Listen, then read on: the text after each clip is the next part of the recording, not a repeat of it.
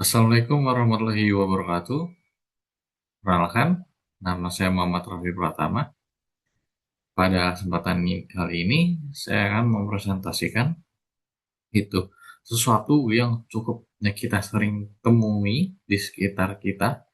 Ini mulai dari bisa usaha, ini seperti usaha catering kecil yang masih pakai cara manual buat itu menerima pesanan dan objek yang yang yang saya pilih ini adalah pada sebuah family catering yang terletak ada di Jakarta. Jadi ini ada Instagramnya sendiri itu dengan akun catering familia. Untuk pada presentasi kali ini saya akan in- uh, menekankan sini ada 3 hal utama yang bakal itu kita analisis. Yang pertama adalah ini bagaimana sistem pemesanan mereka yang sekarang berjalan. Yang kedua ini mengidentifikasi apa saja masalah itu sistem, ya, apa saja itu masalah dari sistemnya. Yang ketiga itu ada rencana setiap rencana solusi itu berbasis web itu sebagai usulan perbaikannya saja. Oke, kita langsung saja masuk pada slide gambaran besarnya ini yang akan dibahas. Ini kita mulai dari latar belakang, lalu latar belakang dan rumusan masalah, dan dan ini lanjut ke analisis sistem yang sekarang berjalan, kemudian identifikasi masalahnya, nah, terus terakhir ada rancangan solusinya, juga dengan kesimpulannya. Selanjutnya, nah, sekarang ini hampir bahkan semua bisnis ini sudah banyak membicarakan soal digitalisasi. Tapi kalau kita lihat ke lapangan, ini banyak UMKM terutama yang bergerak di bidang jasa seperti catering.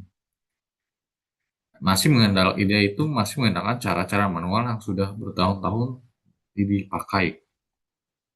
Salah satu contohnya itu biasanya memposting konten, menu, promosi, itu sangat menarik, tetapi bagaimana untuk menerima pesanannya?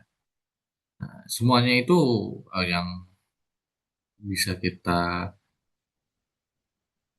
pernah itu pernah amati, ini masih lewat DM dan WhatsApp. Itu juga admin biasanya juga harus balas satu persatu, terus catat manual sampai konfirmasi pembayaran pun masih via chat. Nah, di sini juga ada catatan juga.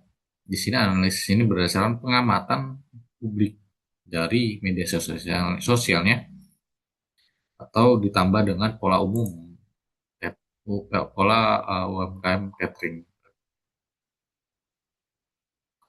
Di sini lanjutnya untuk itu apa uh, rumusan di sini ada 3 pertanyaan besarnya.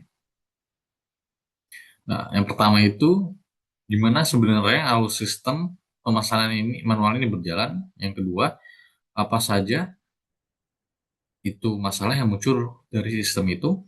Yang dan yang ketiga ini solusi solusi berbasis web. Nah, seperti apa?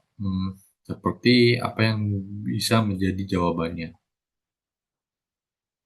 Untuk tujuannya ini di sini jelas karena untuk memang mau menganalisis, identifikasi masalah, lalu rancang solusi yang konkret dan realistis. Yang selanjutnya ini bagaimana sistem manual itu kemungkinan berjalan. Yang langkah pertama, pelanggan itu tentu akan menghubungi lewat DM, Instagram atau WhatsApp.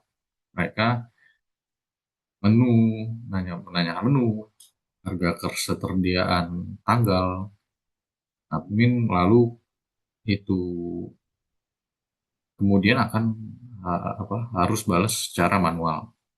Ini sudah jadi potensi masalah pertama, terutama kalau pesan di luar itu jam kerja atau di akhir pekan.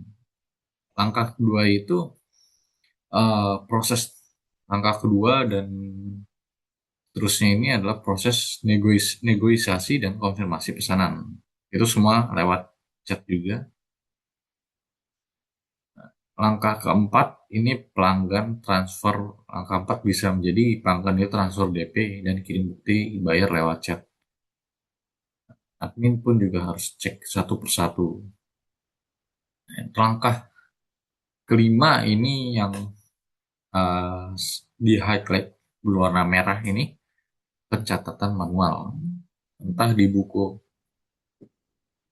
di atau di bahkan cuma di catatan HP.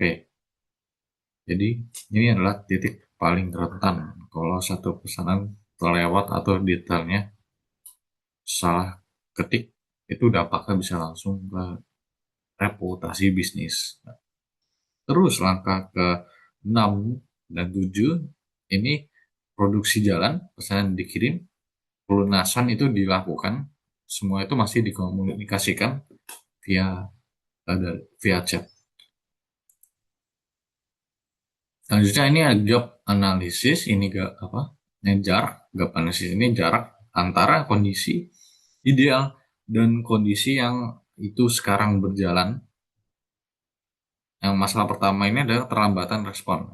Bagaimana kalau admin tidak online, pesanan tidak proses. Nah, calon pelanggan yang tidak sabar bisa langsung beralih ke kompetitor. Nah, ini dampak bisa juga menjadi nyata. Yang kedua itu, ini yang eh, resiko kesalahan pencatatan, double booking di tanggal yang sama, detail pesanan tertukar, atau pesanan yang sama sekali tidak tercatat karena tertimbunnya di chat. Nah, yang ketiga ini tidak ada tracking pesanan.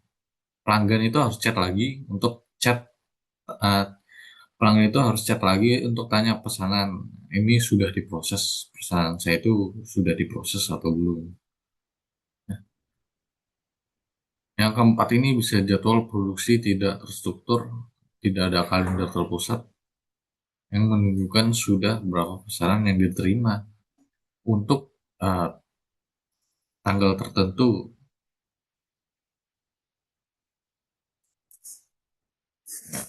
Di sini saya mengusulkan sebuah sistem informasi pemesanan catering berbasis web. Sistem itu punya dua sisi, satu pelanggan dan juga untuk admin.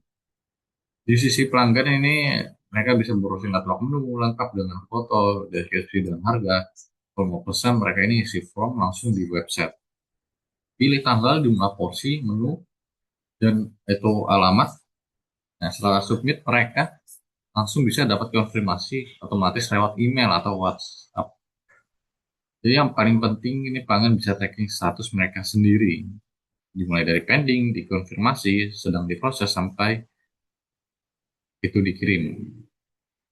Di sisi admin ini ada dashboard yang langsung tampilkan ringkasan beberapa pesanan masuk hari ini, mana yang perlu dikonfirmasi dan beberapa itu pendapatan bulan ini. Juga bisa dibuat ada juga seperti kalender visual produksi. Jadi admin bisa langsung lihat apakah ada konflik jadwal itu sebelum menerima pesanan baru. Nah, ini untuk alur sistem barunya.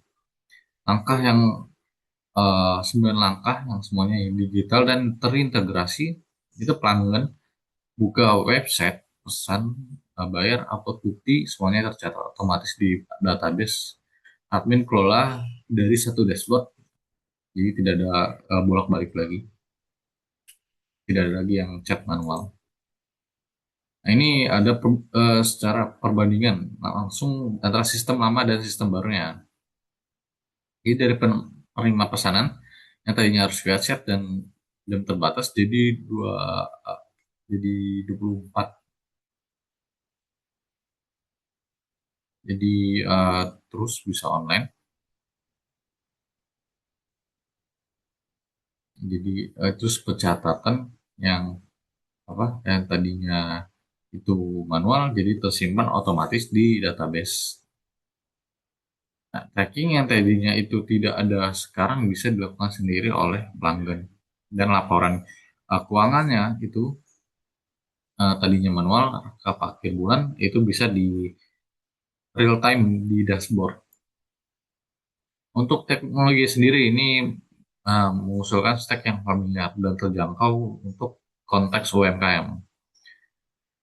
Front end itu bisa CSS dengan JavaScript atau React. Backend itu bisa pakai Laravel atau Node.js untuk database-nya bisa MySQL yang stabil dan hosting layanan di layanan lokal seperti Niaga Hoster supaya biaya terjangkau.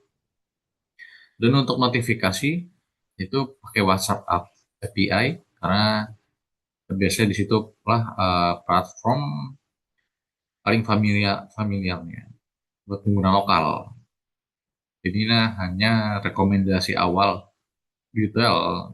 Jadi akhirnya pasti ya ini baik lagi perlu disesuaikan dengan kemampuan budget yang tersedia. Sekarang kita sampailah sudah pada kesimpulan. Ada tiga hal utama yang uh, uh, kita bisa simpulkan. Yang pertama sistem manual. Ini ada familiar catering yang punya 5 kelemahan nyata yang perlu disesuaikan. Ada tiga di antaranya masuk bisa dibilang prioritas tinggi. Maaf, punya empat kelemahan nyata dan tiga antaranya itu bisa masuk prioritas tinggi. Kedua itu solusi berbasis web yang bisa menjawab kelemahan tersebut secara sistematis. Yang ketiga dan ini yang paling penting untuk konteks akademis, analisis ini masih bersifat konseptual. Beberapa asumsi perlu divalidasi sebelum pengembangan apa sebelum pengembangan yang nyata bisa disimulasi. Jadi sekian apa yang bisa saya presentasikan. Bila ada penempatan kata atau kurangnya kata, mohon maaf. Wassalamualaikum warahmatullahi wabarakatuh.